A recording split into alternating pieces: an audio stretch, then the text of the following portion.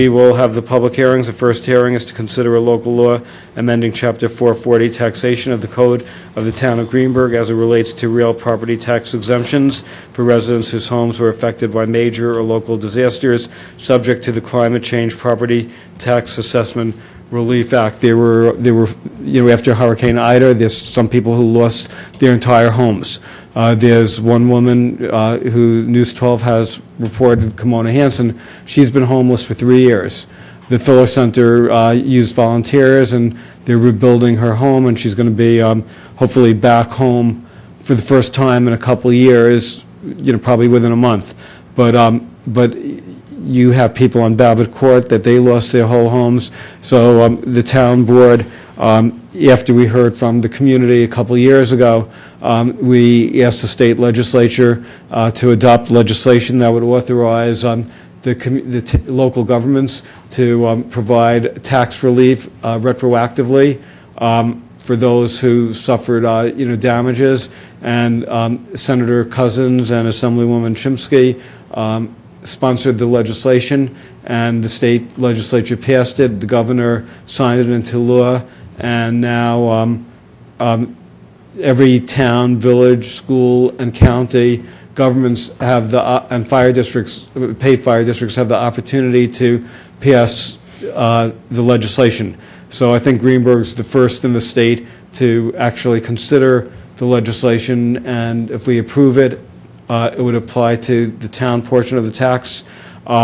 If we don't, and the county and school fire districts will have to decide whether or not they want to do the same thing. But there's people who have suffered a lot and they just need the relief. So I think this is really an important law, and the public hearing now is, the goal is to hear from the community, and then hopefully the town board can enact something. I should also mention that the law, basically as proposed, requires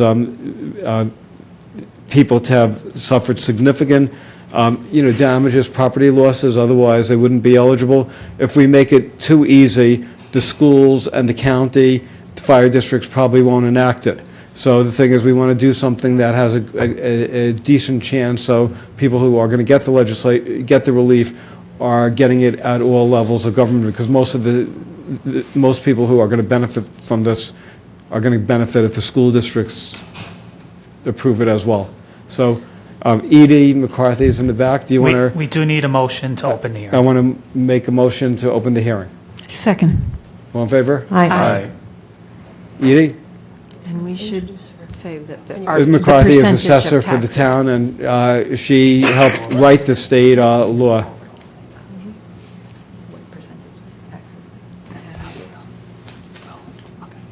Please don't blame me for this. I'm just kidding.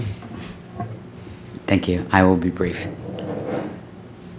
So, Paul, Supervisor Feiner, you actually covered a lot of what I was going to cover tonight, but I just want to also hit on some points. So, with regard to the legislation and the state legislation and what the town is proposing to adopt is taken off of state legislation. There's nothing in our proposed that is different than the state legislation with regard to terminology, with regard to direction, things like that. It's all captions off of the new legislation. So the properties that are eligible to potentially receive the exemption would be residential properties, 1, 2, or 3 family homes that were impacted by a local disaster. And the local disaster is defined by the governor creating that disaster, or the President of the United States creating that disaster, but on a local basis. The property must have been owner-occupied prior to the disaster, and if the property transfers after, that property will no longer be eligible to receive this abatement. It's a little bit odd, so I'll try and make this as simple as I can. Within the town of Greenburgh, we levy the taxes on the prior year's assessment roll. So that is September of 2024 For example, if if a catastrophe, a natural catastrophe occurs in October, the values are already frozen as of September. So this legislation allows us to go back and reopen the prior frozen assessment roll and correct the assessment, not correct it because it's not wrong, just because of this disaster, we can reduce the assessment. Part A. Part B. That's if it occurs before the tax bills get sent out. We freeze the roll in September, we send the tax bills out in April. If a storm occurs in between that period, it allows me to go back and change the assessment to send out the lower tax bills. Part B, if the storm occurs right after the tax bills are sent out, the legislation allows the town to refund the amount of taxes that were paid based on the reduced assessment due to the damage. The damage that we're talking about, and Supervisor Feiner had mentioned it, the minimum has to be a 50% damage to the property, to the improvement, not the land, just the improvement. If you get flooded, your basement gets flooded, and that doesn't constitute 50% of the structure. If you lose the house totally, that pretty much covers it. So certain things like that. So what happens once the legislation passes, assuming it does, the applicants will have 90 days, we'll talk about that in a minute, the applicants will have time to fill out a state prescribed form. Spoke to the state the other day, they're working on it. They have to fill out the state prescribed form and submit to me supporting documentation. And that, I will tell you, but it's not limited to that. I will take everything except your firstborn. I have my own, with regard to supporting documentation. That means I will take reports from FEMA, reports from insurance adjusters, and whatever else, photographs, appraisals, whatever that will be. And it will be in the town law what's going to be accepted. At that point, I will make a determination myself as to the reduction in the assessment. I will notify the homeowner within, I don't remember, 15 days, whatever it is, after my review. If the homeowner is satisfied, we're finished. If the homeowner is not satisfied, they have the right to appeal my determination, whatever that determination is. A homeowner has the right. We would then call back in the Board of Assessment Review, and they would be the overseer of that appeal. Local disasters and are proclaimed to be a local state of emergency. Major disasters are proclaimed to be impacted by state disaster emergency, or again by the President of the United States. I did mention, I want to just mention again, this has to do with just the improvements on the property, not the land. So regardless of what happens here, you still have to pay some property taxes based on that land value. Based on the land value, land assessed value. Okay. To receive the relief, there's two components to this legislation. One is quote unquote before, and the other one is after. Let's talk about the before first. Supervisor, you had mentioned that there was a storm back in, I think it was 2021. This will be applicable to that storm and nothing further back than that. So this legislation would affect those people that were impacted by that storm. Same documentation has to be... Start date's January 1st, 2020. Start So date is that's- January 1, 2020. Okay. Yes. So for the people that were impacted by that storm, because that was a state of emergency, an application would have to be supplied to us, and the supporting documentation, to us being me, the supporting documentation would have to also be supplied to me. I then will take it, review it, and make my determination. Residents will have, once this legislation becomes effective, the residents from the prior storm will have 90 days to submit the information to me. That was the before. The after, which means whenever this legislation becomes in effect, as of right now, the residents, if there's another storm and there's another emergency, state of emergency, Residents will still have 90 days to submit the application to me, along with supporting documentation. I know it's a lot of paperwork that residents, this is not a priority, they want to rebuild their homes or want to get back into their homes, but this is the only way to ensure that the residents that deserve this abatement or refund or tax exemption will be able to be approved by me. A couple other things I wanted to mention that, excuse me, the maximum amount of refund that a resident would be eligible for is $10,000 per year. So if a resident is, then that's for town taxes only. So if a resident is paying, and this is strictly based on the improvement, right? So if a resident is paying $8,000, the town would refund that $8,000 the 1 year. If a resident is paying $12,000, they would receive $10,000 the first year and $2,000 the second year. That's the way that it would work, and it's up to 4 years. So if a resident is paying $50,000, the law indicates it's a 4-year maximum, so we would be able to refund that $40,000, not the extra 10. That's the way the law is written. Yeah, that's good. So, like I said before, I just want to make this perfectly clear that what we're talking about, let me stay with the $10,000 for a second. A property would have to be worth, just the improvement part, would have to be worth over $2.5 million to come up to that maximum $10,000. And hit 100% inhabitable. And hit the 100% inhabitable. Uninhabitable? Whatever that word is. Uninhabitable. Yes. Okay. So, I just wanted to make a last few points is that, again, this is strictly for town taxes.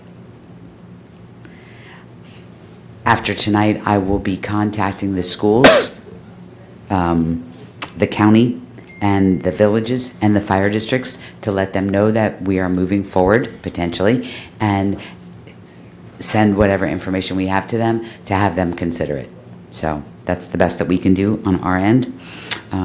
Refunded, as far as the refunding of monies, I spoke with the controller this afternoon, and she is either working on finding a place where we could take that money in the current budgets, or speaking with the auditors to find out where, if we can create an additional line to have those monies. Lastly, I don't want anybody to think that I am going to pull these numbers out of my head as far as my responsibility for 50% or 40% or 30%. I don't want people to think it's coming from me.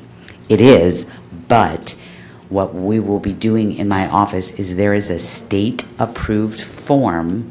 It's a construction form, and the construction form indicates percentages of construction. So, for example, if you're building a new house and you build just the framing, the state-prescribed form indicates that that's, I'm throwing these numbers out, so don't quote me, but the state form indicates that that's 20% of your complete construction. Sheetrock, electric, that's another 20%. And that's how we build our assessments based on those levels of construction. So we will be using those forms. Not to say that somebody still won't be able to challenge us, but there's going to be the backup. Questions? I have a couple of questions, yes. So you noted that the assessment can be paid out after it has been, the assessment has been done.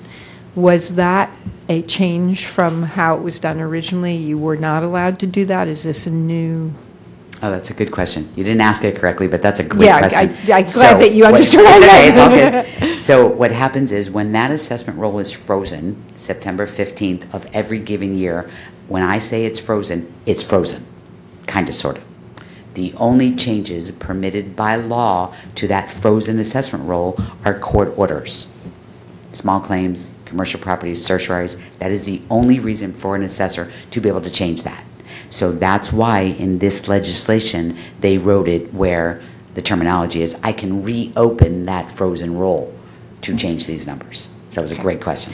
And so, and I also wanted to clarify that when you said that if there is a fresh disaster of some sort, then whoever is hurt by that disaster has 90 days, and that dates from the date of the disaster. That is correct. Okay. And lastly, can you just let everybody know what percentage of overall taxes are paid to the town, paid to schools, paid to the fire districts? And I guess the villages fall in that too. So, don't quote me on the exact Roughly. numbers. Okay. Yeah. This school district receives, well, because we have 10 school districts, so it varies. So I would just give you the average. This school district collects about 65% of property taxes. The town collects about 15%, maybe just a tad bit more than 15. And the county collects 20.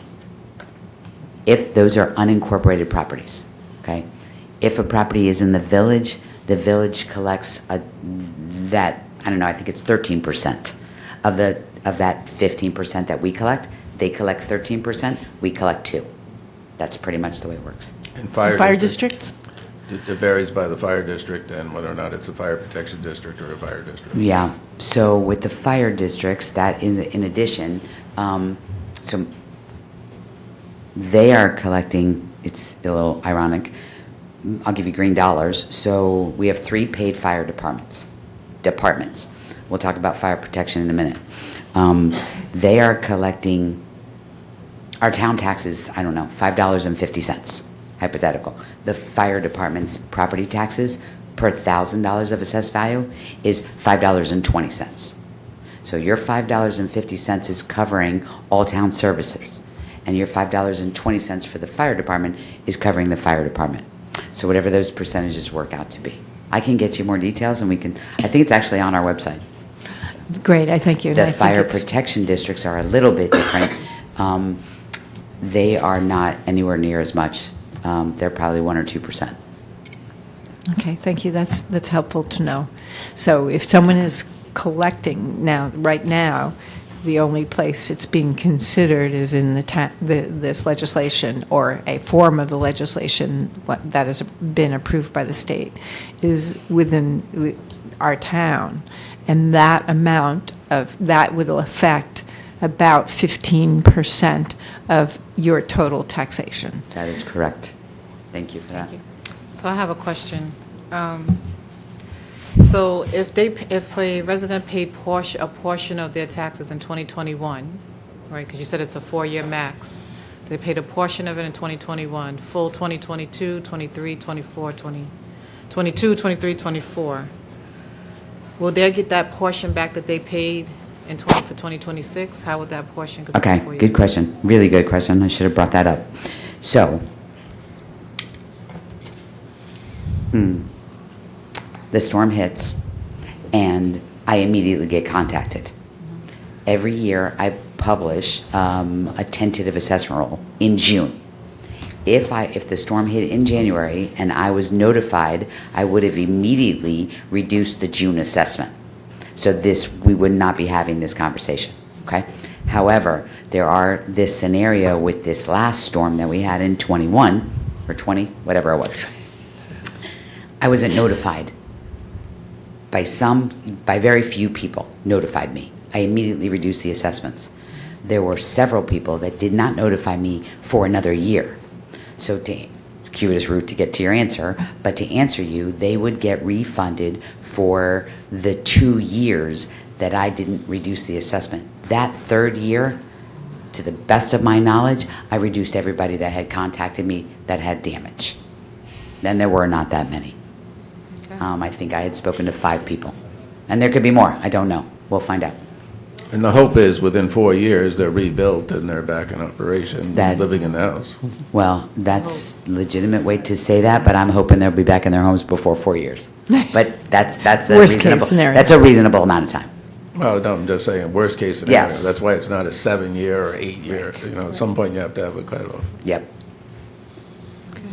Again, not to be the bearer of bad news, but what happens, and unfortunately, please don't shoot the messenger, by law, I am responsible to assess properties based on their percentage of completion as of the date, May 1st of every year. So if you break ground on your house in March, in May, I'm going to give you an assessment increase.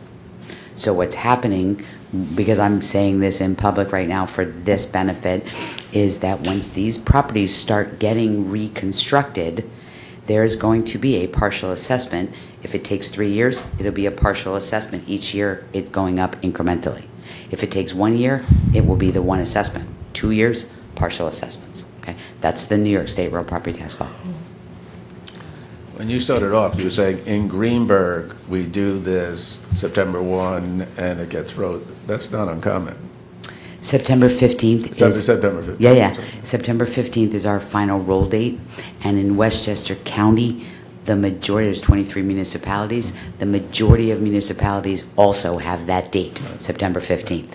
White Plains is different. Cities are different. White Plains, New Rochelle, City of Rye, they all have different dates. But everybody else in Westchester is September 15th. Everybody else in New York State, 99% of the municipalities are May. So we're not on the state calendar. But I just didn't want people to think somehow Greenburgh Oh, yeah. has some very awkward system for assessment that no one else does, and we're just doing this, to be punitive. We're not. We're just following the law. So the deadlines that I had mentioned, the May deadline, the deadlines that I had mentioned, the May deadline and the June deadline and the September 15th deadlines, again, thank you for that, they're set by New York State. So we don't have that option. Again, I've heard several complaints about grievance appeals. The window is too short. We don't set those dates. I don't set those dates. Town board doesn't set those dates. The state does. So. Maybe we hear from the public? Yeah. Can I make just one quick comment before we hear from the public? I'd just like to point out that some people have noted there is a high threshold for this law, the 50% loss in value to your improved value. That is a high amount, and I think the assessor explained it properly how we got to that amount. But I do want to ensure residents who have less damage to their homes as of the taxable status date, I want them to know that you still have the right to grieve your taxes based on, let's say, flooding or another issue to your home that holds on the taxable status date. So if you have a 10% or a 5% reduction in assessed value, you still have the right to bring a grievance to the assessor for that given taxable status year. This just allows to go backwards to make that grand exception for the first time in state history. It's for major developments such as natural disasters. So I just didn't want anyone to think you'd be losing rights moving forward because of the passage of this law. So, and you mentioned some people don't file the grievances, so this gives those people opportunities, right? Well, not that I want to advertise filing grievance applications. We're a little busy right now. But if something does catastrophic happen, you don't have to wait to file the grievance application. My office is open. It's public government. We're there to help. And so you just pick up the phone and you call, you come in, you see us, we're available, and we'll have these conversations with you. I would prefer to never have these conversations again, meaning no catastrophic events. However, the reality is it's going to happen. We're there. You don't have to just wait to file the grievance. So could you just... Come talk to us. You mentioned earlier, just were explaining it before, so just to make it clear for people who might be a little confused, if there's a flood, right now, they could reach out to your office and get the relief because there's been damages. So what's the difference between what this legislation does and the typical, Prior right? legislation?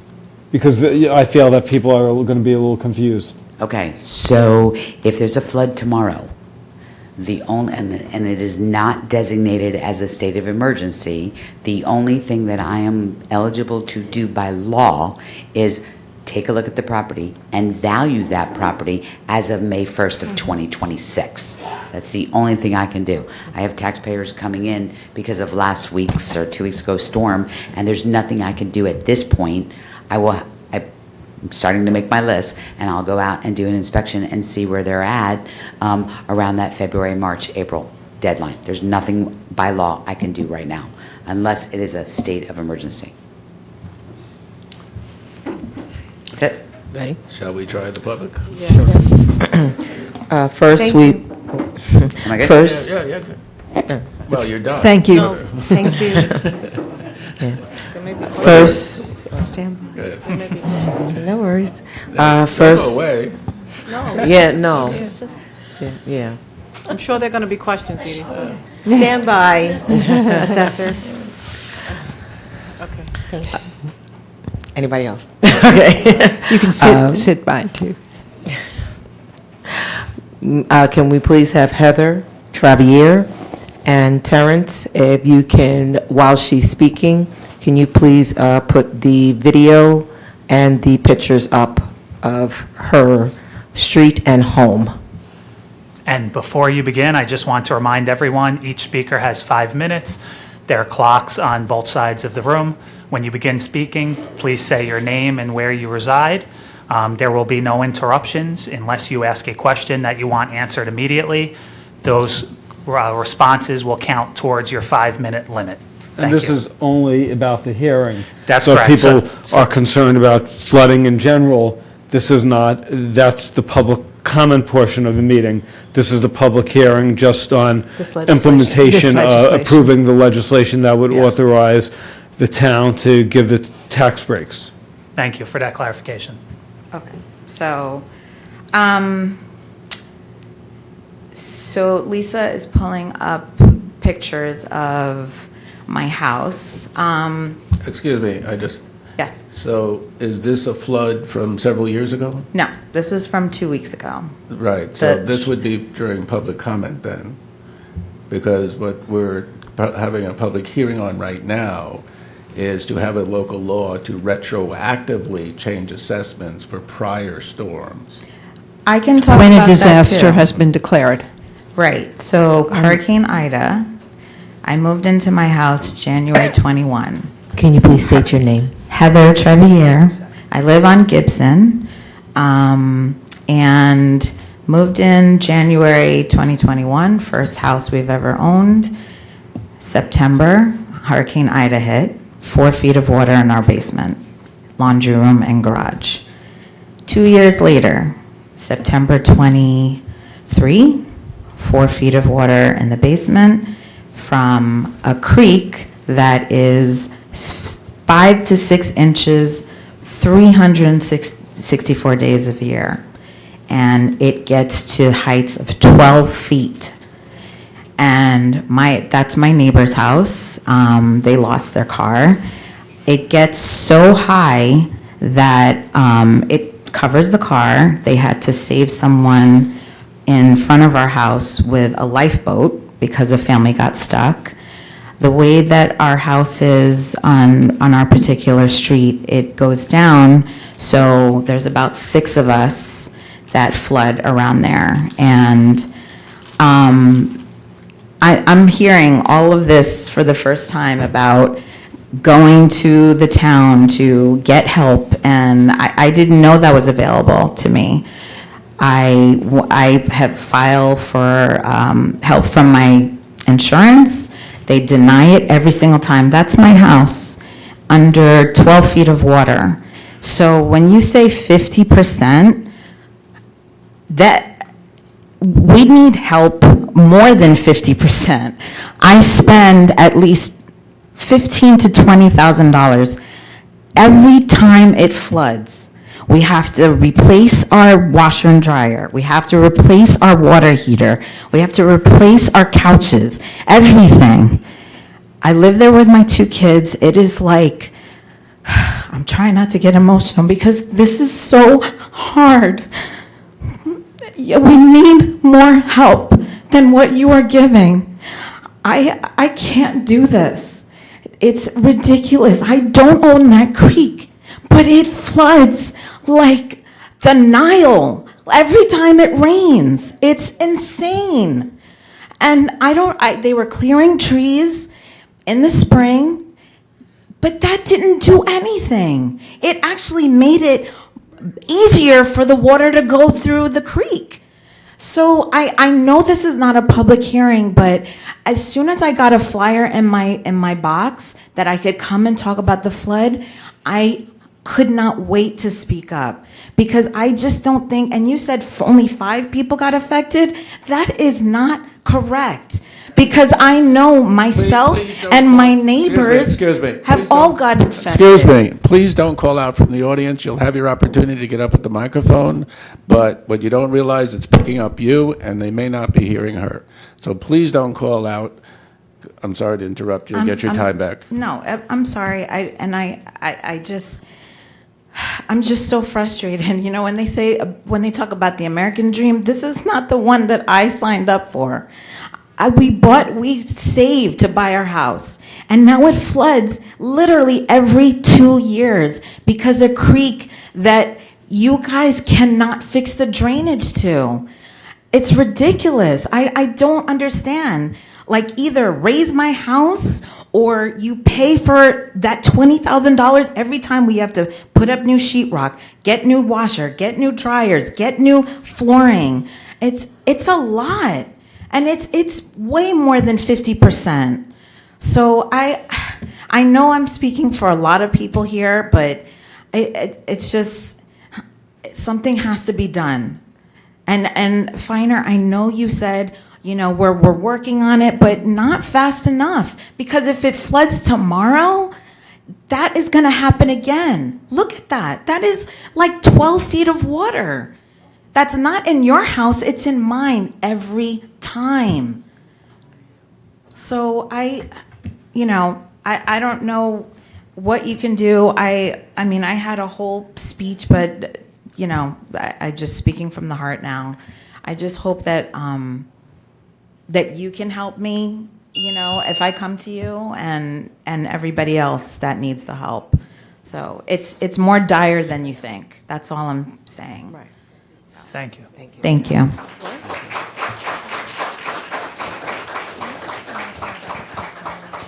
Yes. Mr. Tom Bach?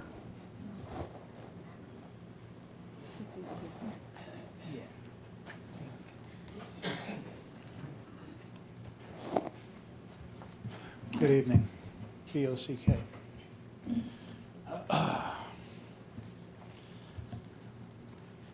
Ditto. So 9 feet of water every time it rains. You've seen it. You've been there.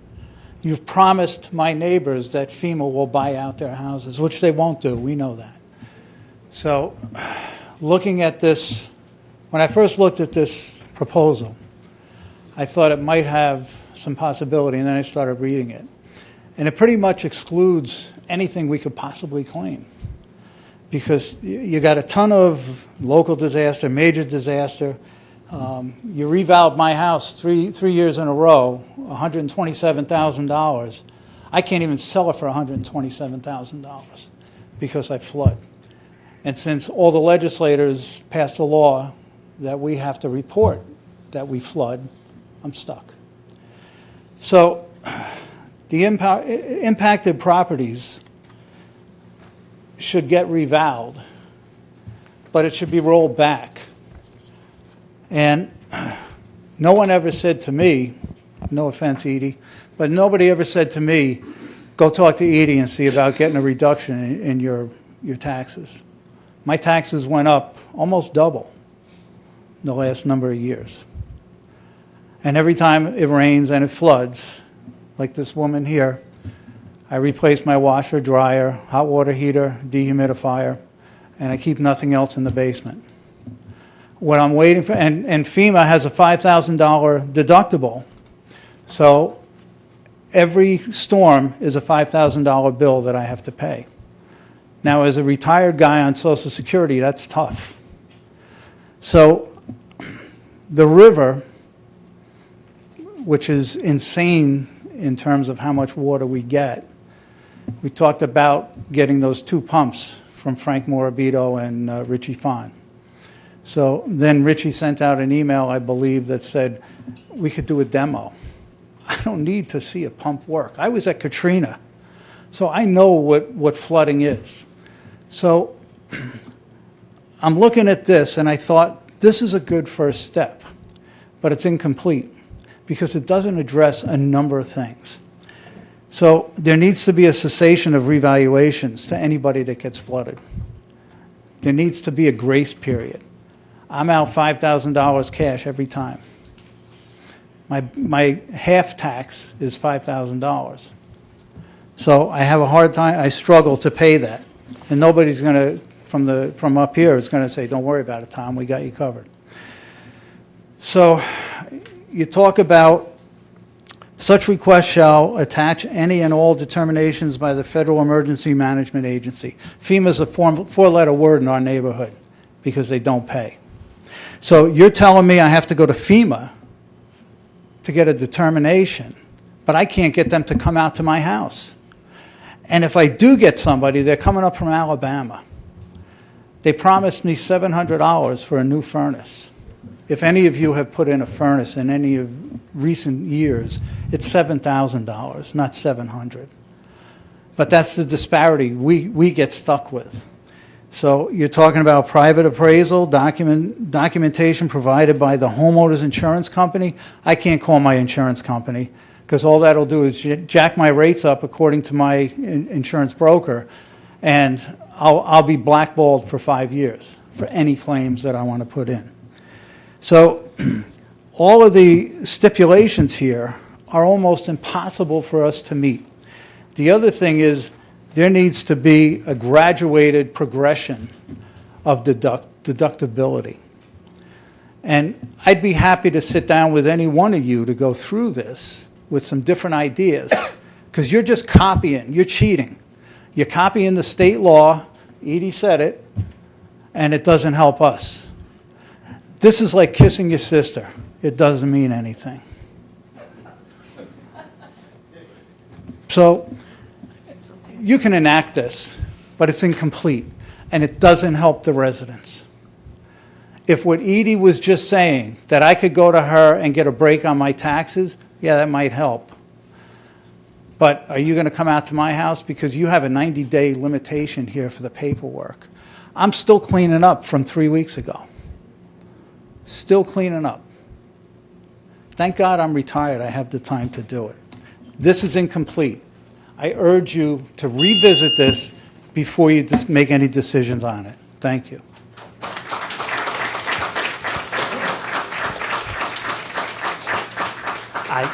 I would just briefly like to point out that respectfully to the state, the town may not necessarily agree with every provision that was included in the state law, but we are bound by those provisions. We had a few opt-in provisions we were allowed to put in, and with the input from all the residents here tonight, the town board may feel necessary to make those changes moving forward. But as the overall law fits right now, this is what the state wanted, and this is what we are bound by. But I do get the concerns that have been raised so far. Sir, off the record for one moment. I'm going to do what Councilman Sheehan did last time, which was, Carol Tolbert, are you here to speak about the Tax Relief Act, or you want to speak during public comment on the flooding? And to clarify, yes, this hearing is specifically about the proposed law, which was addressed by Edie McCarthy, the assessor, tonight and posted online.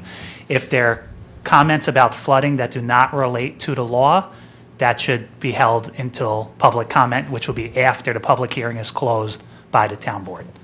Sure. Ms. Tolbert? Okay. Ms. Gonzalez? Comment, copy. Mr. Bowden? Is it for this Relief Act? Public hearing, yes, sir. This is on the law. Yes. Yes, correct. Thank you. Thank you, sir. What this law does, my name is Murray Bowden, I live in Hartsdale. Thank you. What this law highlights the failure of government to maintain the town in a proper condition. It's an attempt to make everybody aware that there is a problem that hasn't been addressed. As to the particular part of the law, that's for the parliamentarian to figure out the correct way to do it. By the way, you are the parliamentarian. If anybody makes a mistake, it's your responsibility to correct them and not Francis Sheehan.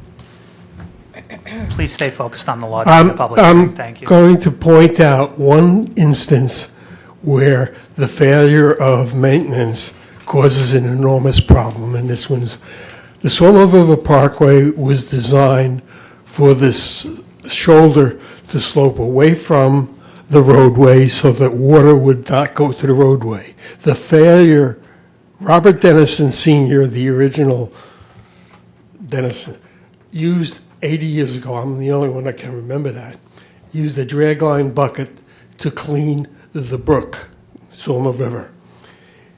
When the town in Elmsford, or in that section there, they cleaned it, it reduced the flooding.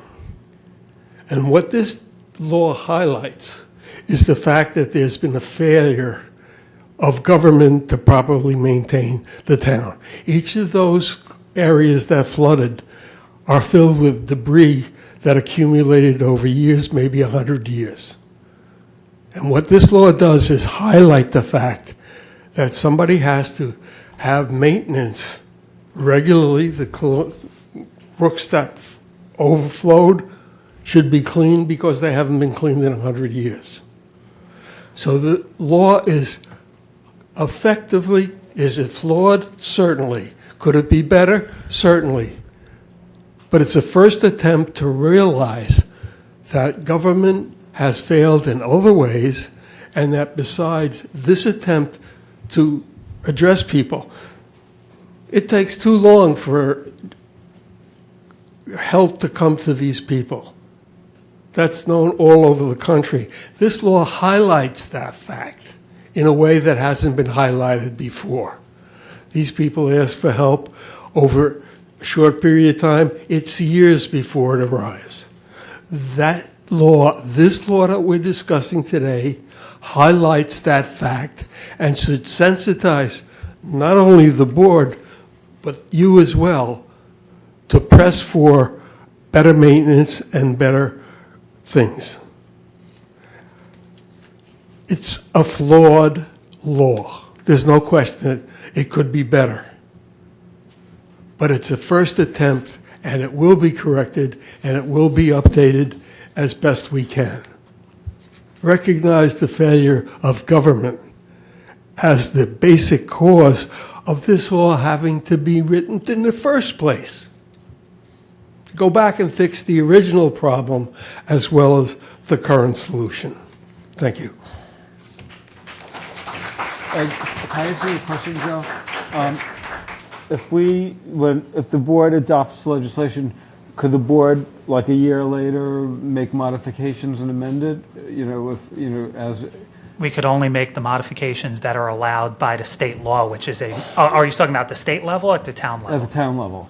At the town level, we could only make modifications to the few opt-in provisions such as minimum damage floor, maximum We amount could change refunded, that, right? expiration date. There's only a few items, yes.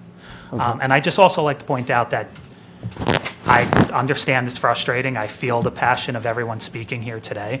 Not every waterway within the town of Greenburgh is owned by the town of Greenburgh and should be cleaned out by the town of Greenburgh. There are areas that are controlled by private residents, areas controlled by the state, areas controlled by others. So we do clean out regularly our own areas, and we continue to do so on a regular basis. However, that's kind of a little off tangent to the point of tonight's hearing, which is this local law specifically. Could I ask the assessor, question? What was the rationale for having the Paul, 50%? Supervisor, can you use the microphone, please? I think What people was are having the trouble hearing. rationale for the 50%, some people would say, oh, 50% is a threshold that's very hard to meet. Why not say 25% or 30%, or make it a little bit more helpful to people who have suffered some damages? That's an interesting question. I don't really know how to answer that. I think that if you looked at it, and unfortunately, when I saw those pictures, that broke my heart. But I mean, I'm here, and I see these storms, and I get phone calls, and I go out and take a look at these people's homes 5 minutes after the storm is finished because they call me. So 50% kind of puts the homes into a position where there's major, major damage.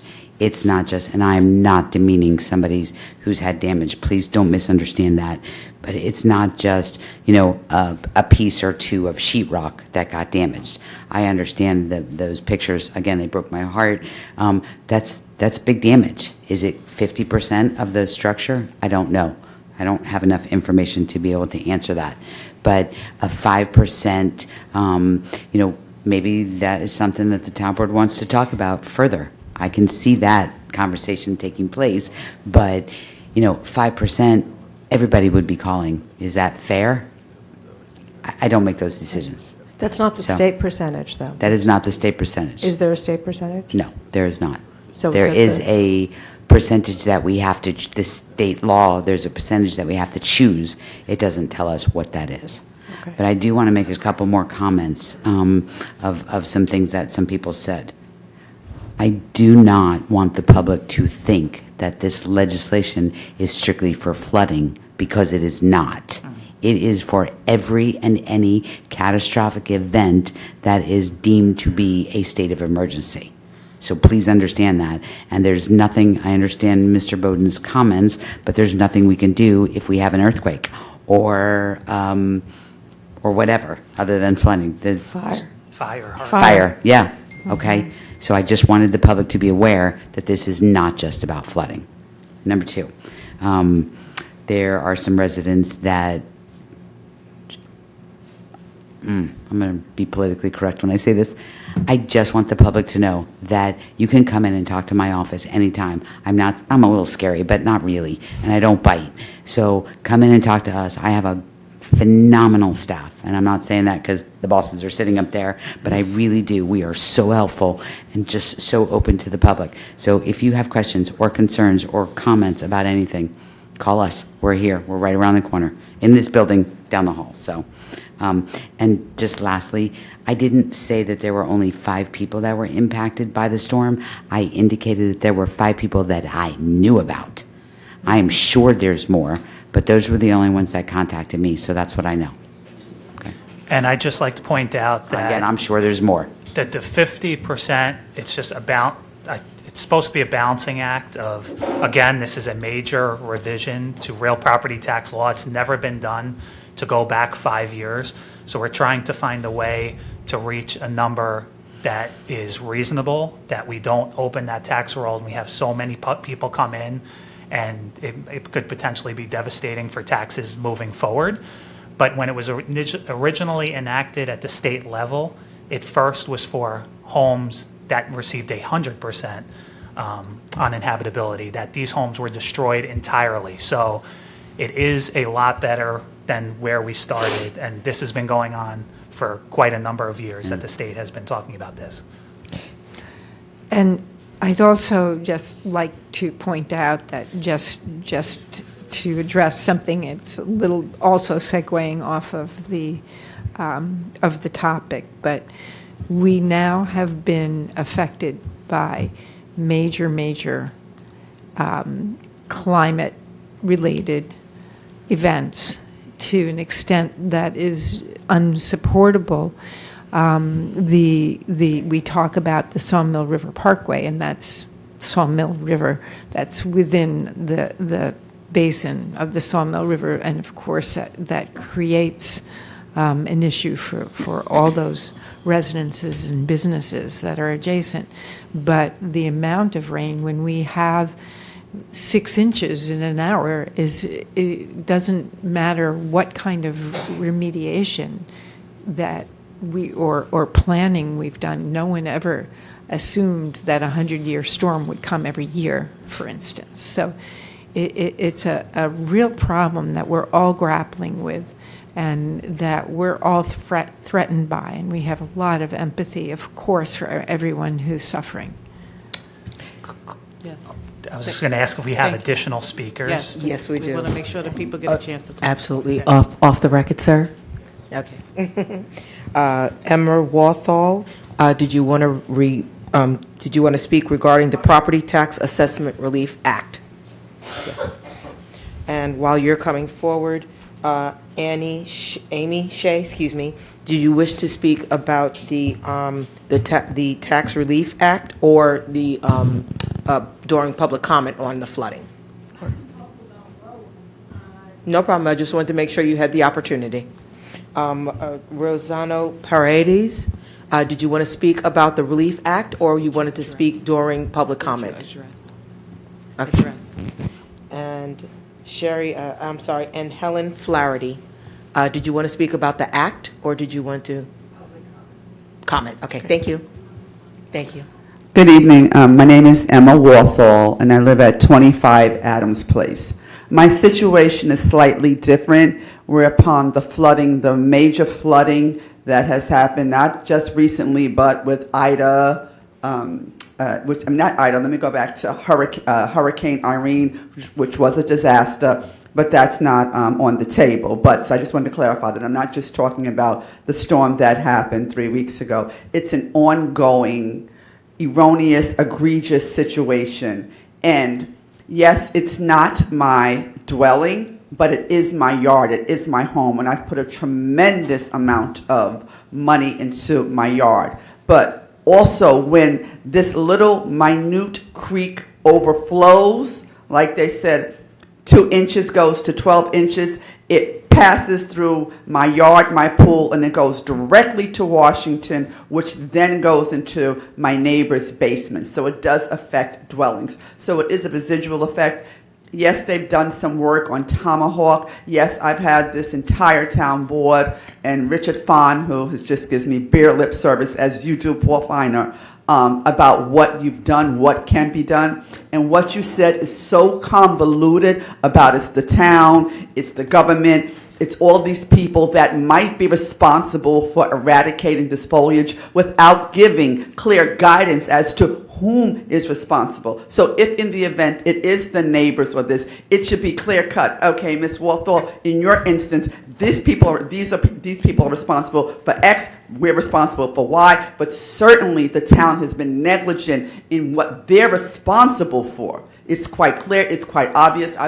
I've emailed Richard Fahn and Paul Feiner no less than 30 times. Hey, there's a storm warning, could you just lift the grate, which allows it to pass through a little bit quicker so it doesn't overflow so much. Could you just check it? Could you just clear some of the foliage? Could you just do the bare minimum? Because I pay my damn taxes to the maximum. And it's like it's falling on deaf ears. You wonder why. Is it because it's a minority community? Is it because I'm a cute lady? Why? I don't know. But for some reason, it's falling on deaf ears. And I know back in 2011 when we sued, it's a once-in-a-lifetime situation. That's a lie, because it happened prior to us moving there, and it's continuing to happen. And Councilwoman Hendricks, I appreciate what you're saying, that you can't keep up, but we know this is going to happen. So how do we get in front of it? And I know I might be going off track, but hell, my damn pool is off track. So I have the right to come up here and kind of try and work with you guys to figure it out. And I've tried. I'm a community activist. I love my community, but it looks like my community doesn't love me as much because nothing has been done. I never received from you, Paul Feiner, hey, why don't you go call Edie? Excuse me if I mispronounce your name. Never. We're talking way back in 2011 when we're going back. There's a mitigation program. We're going to try and do something. That brook is called Trouble Brook. It's been that way for decades. And it's kind of like, And if you could see the amount of damage that happened with this last storm, that's going to be catastrophic because the amount of water that flows through so much, it's eradicating the earth. And there's a big tree. So then the tree is going to fall on somebody's house, and then the town is going to get sued, and then up go our taxes again. So there's some things we can do that you don't have. I don't expect a lot, but I do expect a little something. And at the very least to say, these people are responsible for this, we will guide you, we will give you some direction. That's what I expect. I've said my piece. Thank you. I would just like to point out, if anyone does have a question about a certain waterway near their home or surrounding an area, and you're not sure who is responsible, I have business cards here. If you'd like to send a photo, send an overhead of Google Maps, and you could email us, and we can reach out and let you know who is responsible for that. And in some cases, it's more than one municipality is responsible for a particular body of water, so. Right. Okay, Yeah. big citizens thing. Troublesome Brook, I think, has flows into Yonkers and flows Multiple into different. municipalities, Yeah, and yeah. sometimes it's generated upstream, and we don't have any control of that. But as much as we can, we will try to work with you.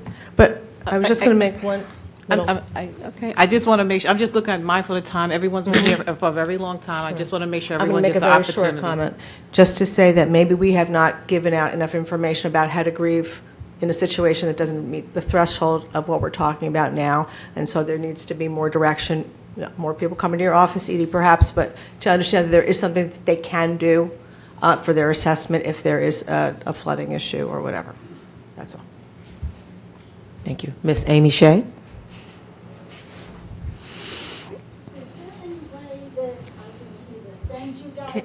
Can you come to the microphone send so it. we can hear? Okay, my name is Amy Shea. I have lived at 90 Gibson Avenue since 1991. I have experienced my first flood 2005, then the next one was 2012, then 2021, 2023, and 2025. And some of them were in September after the date that I would have been able to talk to you when everything was closed. Now, my husband just crunched the numbers. This abatement that you all think is going to help people is literally a drop in the bucket. The amount that we spent on the 2021 flood alone, if we crunched the numbers correctly the way she said, we might get $2,400. Maybe. $2,000 for over $10,000 lost. That's not going to really help anyone. $16,000 in taxes? But because the fire department, the school, they haven't signed on for it, in reality, that's how much we're really going to get. So you all need to not pat yourselves on the back if you vote for this and say, "Oh yeah, we're helping people. You should vote for us because we're giving you money back." It's going to take me 5 years just to be able to make back what I spent in 2021. That's not including what I spent in 2023, what I spent 2 weeks ago. It's not going to really help. Now, if you all really want to help, enough with, we'll pull up the weeds behind your house. Or no, we had a report done and the person said, we're going to do this or that. They're working on Manhattan Avenue now, but they're going to get to that stream behind you. No, you need to actually do something to help us. You could give in certain areas, you could put barriers in our houses. You could buy us flood doors. You could buy us the type of temporary flood door where the minute we know there's going to be a really flooding rain, we could go out there and put slats in and build it up so at least the water doesn't get into our house. We could do that.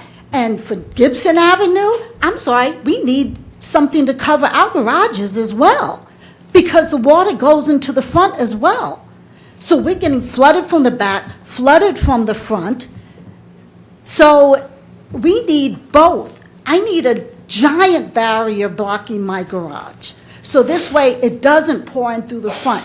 I need a barrier from my back door so it doesn't come in. And that's with me taking all of my lawn furniture up from under my deck and putting it on the deck.